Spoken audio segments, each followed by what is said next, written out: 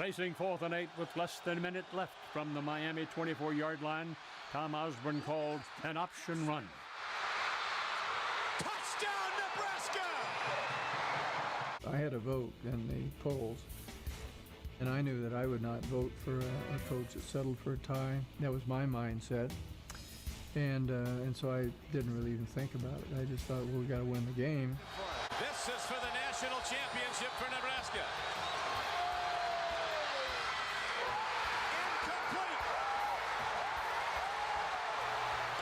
To understand the importance of Indiana's matchup with Nebraska, you have to first understand the history of Nebraska football. This current college-age generation has no idea.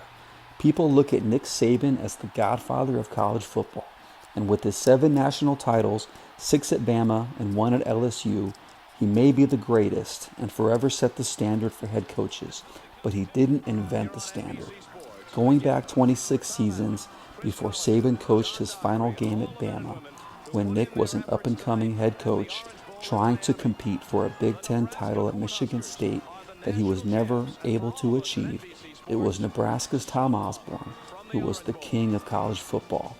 To comprehend how big he was, it was like living through the music primes of Michael Jackson and the Tupac and Biggie era. Osborne retired after the 1997 season, winning his 3rd national title in 4 years, all in undefeated fashion, something even GOAT Saban was only able to do twice in his career. Once in a non-pandemic affected season, 2009, with the recruiting coordinator and wide receivers coach named Curt Cignetti on his staff.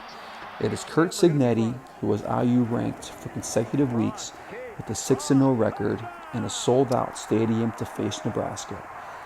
And you can no doubt thank the well-traveled Husker fan base, very similar to Indiana basketball fans, and that much like Indiana basketball, even though the team's performance has fallen off in recent decades, the expectations have not.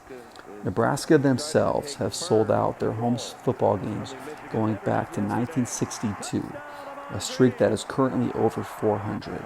Indiana's streak will begin again at 1, with the last one coming in 2021 versus Cincinnati.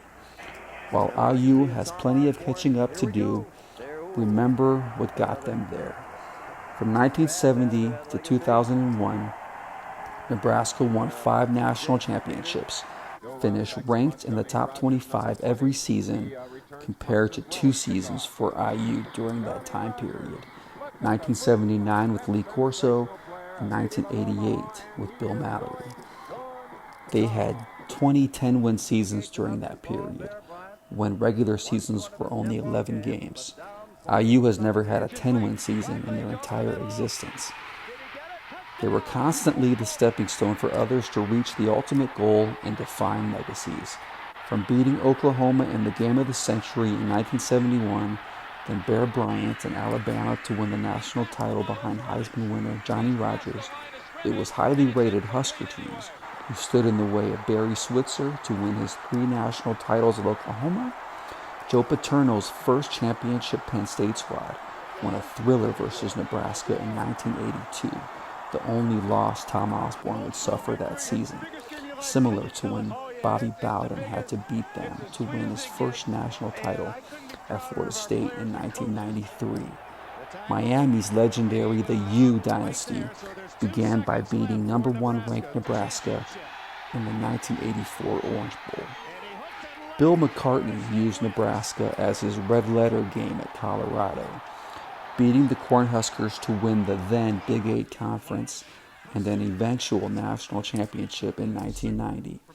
This doesn't have to be Curt Cignetti's red letter game at IU, but it is his first big noon kickoff on Fox with their number 1 announcing team of Gus Johnson and Joel Klatt, and beating the impressive 5-1 Huskers ranked 25th in the coaches poll in front of a nationally televised audience will undoubtedly keep Cignetti and IU on the map and a legit college football playoff contender.